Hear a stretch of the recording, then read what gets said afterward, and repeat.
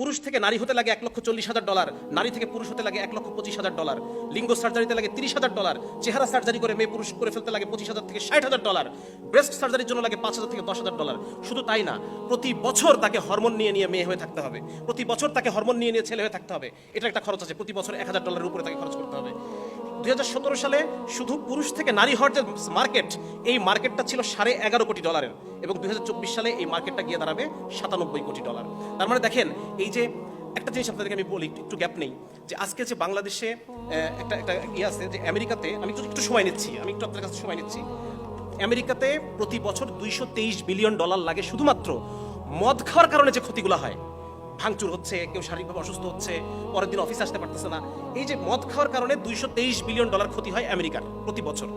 আমাদের বাংলাদেশ এই ক্ষতিটা থেকে বেঁচে আছে না বেঁচে নাই? এই খরচটাকে আমাদের করা লাগতেছে, এই টাকাটাকে আমাদের নষ্ট হচ্ছে। এটা আমাদের উলামায়ে কেরামের অবদান। আমাদের উলামায়ে কেরাম মদের ব্যাপারে, জুয়ার ব্যাপারে, জিনার ব্যাপারে মানুষের মধ্যে এমন একটা অবস্থা, এমন একটা মনোভাব তৈরি করে রাখছেন, যার কারণে এই বাংলাদেশের বিলিয়ন ডলার বেঁচে যাচ্ছে। তাহলে আজকে এই যে নতুন করে আমাদেরকে এত $বিলিয়ন এই দেশকে খরচ করতে হবে, তো এটা আমাদের কিছুই করণীয় নাই, আমাদের ডাক্তার সমাজের কিছুই করণীয় নাই।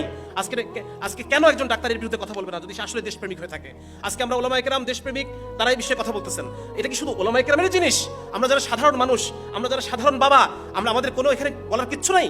আমার আপনার ছেলে তো, আমাদের উলামায়ে কেরামের সন্তান তো এখানে পড়ে না, তবু তারা কথা বলতেছে। তাহলে আজকে আমি আপনি যাদের সন্তান এই পাঠ্যপুস্তক পড়বে, যাদের সন্তান এই কনফিউশনের মধ্যে ভুগবে, এই মানসিক অসুখে তারা আক্রান্ত হবে, তারা সে কোনো কথাই বলতেছেন না। কেন এরকম হচ্ছে? তাহলে ভুক্তভোগী তো আমরাই হব। সেদিন একটা ভিডিও খুব ভাইরাল হয়েছে, সেই ভিডিওতে দেখা যাচ্ছে যে আমেরিকার একজন বাবাকে এনে একটা লাইভ শোতে বসানো হয়েছে, আর তার ছেলে যে পুরো সার্জারি করে মেয়ে হয়ে গেছে, সেই ছেলেটা মানে এমন যে লম্বায় 6 ফিট, এরকম কাঁধ প্রশস্ত, মাসল, মানে পুরো একটা শক্ত সমর্থ পুরুষ।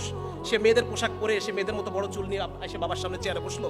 সেই ছেলেটাকে দেখে বাবা হু হু করে কান্না করতেছে যে আমার সন্তান এরকম হয়ে গেল, আমি বাবা হিসেবে ব্যর্থ যে আমি আমার সন্তানের কাছে আইডল হতে পারলাম না। আজকে এইভাবে কান্না করার জন্য আপনারা প্রত্যেকে প্রস্তুত হন। আজকে এই ভিডিও যেখান থেকে দেখতেছেন, যার বাসায় সন্তান আছে, আমার একটা ছোট্ট বাচ্চা আছে, 7 বছর 4 বছর, আমি জানি না আমি তাদেরকে কোন দুনিয়ায় রেখে যাচ্ছি। আমি জানি না আমার মৃত্যুর পর আমার সন্তান সে কি হয়ে যাবে, আমি জানি না। সে কি আসলে মুসলমান থাকবে, সে কি আসলে নারী থাকবে, আমার মেয়ে শিশুটা কি নারী থাকবে কিনা, আমার ছেলে শিশুটা পুরুষ থাকবে কিনা, আমি বলতে পারতেছি না। তো আজকে এক অসহায় বাবা হিসেবে আপনাদের সামনে আমি আসছি, এবং আপনারা প্রত্যেকে যার যার জায়গা থেকে আওয়াজ তুলেন, যার যার জায়গা থেকে এটা নিয়ে আপনারা আলোচনা করেন, যাতে করে এই জিনিসটা এখানেই যেন এই জিনিসটা থেমে যায়। এই সমস্ত যারা এনজিও, যারা অপকর্ম করতেছে, যারা আমাদের সন্তানদেরকে আমাদের কাছ থেকে ছিনিয়ে নেওয়ার চেষ্টা করতেছে, আমাদের পরিবারগুলোকে ভেঙে ফেলার জন্য তারা যত ধরনের প্রচেষ্টা সবকিছু তারা করতেছে, তারা যেন নিবৃত্ত হয়, তারা যেন নিরস্ত হয়, এই জন্য আমাদের সবাইকে ঐক্যবদ্ধভাবে কাজ করতে হবে। এখন আমি খুব সংক্ষেপে একটা পরিকল্পনা আমি উপস্থাপন করার চেষ্টা করছি। 1 নম্বর হচ্ছে, এখনো পর্যন্ত আমাদের দেশে মানুষ, আমরা ধর্মপ্রাণ, ধর্মভীরু, উলামায়ে কেরামের অবস্থান আমাদের সামনে অনেক উঁচু। সেজন্য আমাদের উলামায়ে কেরামের কেন্দ্রীয় দিক নির্দেশনা আসতে হবে। কেন্দ্রীয় দিক নির্দেশনা, কেন্দ্রীয় ফতোয়া। এখন এই দেশের মানুষ ধর্মভীরু, তারা হালালকে হালাল মনে করে মানতে চায়, হারামকে হারাম মানতে চায়। হয়তো সবসময় পারে না, কিন্তু তবু তার অন্তর থেকে চেষ্টা করে, তওবা করে। তো যার কারণে আমাদের অন্তরে ধর্মের এখন একটা জায়গা আছে। সুতরাং আমাদের একটা কেন্দ্রীয় ফতোয়া এই বিষয়ে আমাদের আসতে হবে। 2 নম্বর হচ্ছে, এই ফতোয়ার জন্য শুধুমাত্র উলামায়ে কেরামই না, বরং যারা জেনারেল শিক্ষিত, যারা এক্সপার্ট আছেন এই সমস্ত বিষয়ে, যারা এই অতীত ইতিহাস, বিভিন্ন ইংরেজি টার্ম, যে বিষয়গুলো নিয়ে মানে শক্ত দালায়েল সমৃদ্ধ একটা জিনিস তৈরি করার জন্য আমরা সবাই এক হয়ে আমরা কাজ করবো। এই জন্য উলামায়ে কেরাম এবং জেনারেল শিক্ষিত এক্সপার্টদের সমন্বয়ে একটা গবেষণা সেল আমাদের প্রয়োজন। 3 নম্বর হচ্ছে, আজকে আমি খুব লক্ষ্য করেছি একটা জিনিস, যখন আমরা এনজিওদের বিরুদ্ধে কথা বলতে এসেছি, আমি একটু তাড়াতাড়ি কথা বলছি, আপনারা কি আমার কথা বুঝতে পারছেন? জি, যখন এনজিওর বিরুদ্ধে কথা বলতে এসেছি, আমরা একের পর এক বলে যাচ্ছি যে টিনের চাল খুলে নিয়ে গেছে, গরু নিয়ে গেছে, কিন্তু আমাদের কাছে কোনো ডকুমেন্ট নাই, আমাদের কাছে কোনো ডেটা নাই যেটা নিয়ে আমরা কথা বলবো। অথচ ওরা কিভাবে কাজ করে জানেন?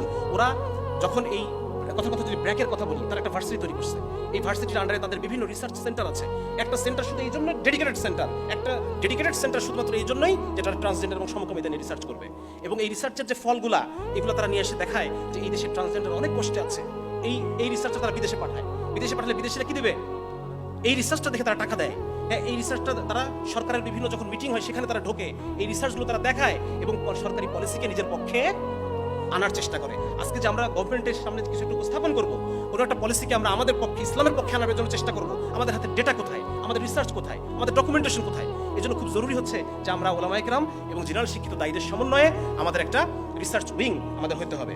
এরপর আরেকটা এটা যে ইসলামের উপর যে কোনো সামগ্রিক যে হামলাগুলো হচ্ছে, আজকের মতো আমরা সবাই মিলে একসাথে কাজ করবো। বিভিন্ন ঘটনার উলামায়ে কেরাম, বিভিন্ন চিন্তার যারা জেনারেল শিক্ষিত, আমরা দাওয়াতের কাজ করছি, আমরা সবাই একসাথে কাজ করবো ইনশাআল্লাহ।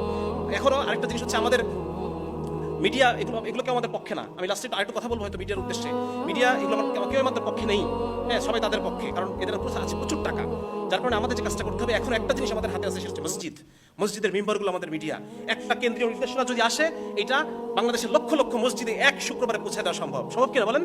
হ্যাঁ, সুতরাং এই জায়গায় আমরা দায়িত্বশীলতার সাথে এই জায়গাগুলো আমরা কাজ করবো ইনশাল্লাহ।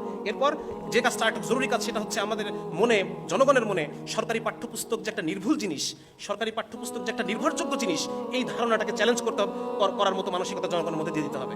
কারণ সরকারি পাঠ্যপুস্তকের মধ্যে এনজিওগুলোর হস্তক্ষেপের কারণে বিভিন্ন সরকারি কর্তা ব্যক্তিদেরকে ঘুষ, উৎকোচ এগুলো প্রদানের মাধ্যমে তারা সরকারি পাঠ্যপুস্তকে তারা নষ্ট করে ফেলছে।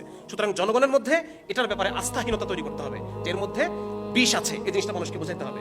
আর হচ্ছে এনজিওদের প্রভাব কমানোর জন্য শুধুমাত্র মুখে আলাপ করলেই হবে না, বরং আমাদেরকে গ্রাম ভিত্তিক এনজিও, অনেক ভাই বলেছেন যে মসজিদ ভিত্তিক এনজিও, মারুফ ভাই বলে গেছেন, ওলামা কেরাম বলছেন যে মাদ্রাসা ভিত্তিক এনজিও। মানুষের তো চাহিদা আছে, ওই চাহিদাটা পূরণের জন্য আমাদের একটা বিকল্প ব্যবস্থা তৈরি করতে হবে।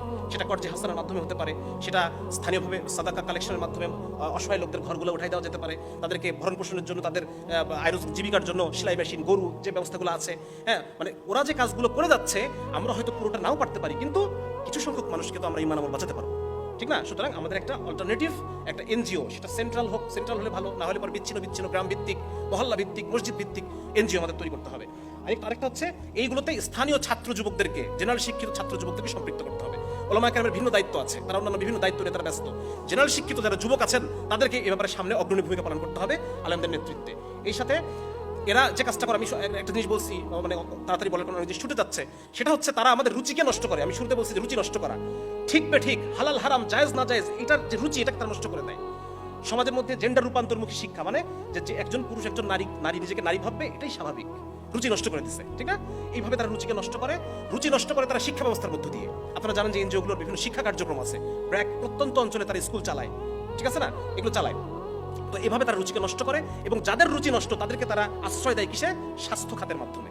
স্বাস্থ্য খাতের মাধ্যমে তারা বিভিন্ন বলে যে আমরা এইডসদেরকে সেবা দিই, আমরা সমকামীদেরকে সেবা দিতে চাচ্ছি, আমরা ট্রান্সজেন্ডারদেরকে সেবা দিচ্ছি, এইগুলো বলে তারা তাদেরকে শেল্টার দেয়, তাদেরকে কর্মসংস্থান করে, পুনর্বাসন করে।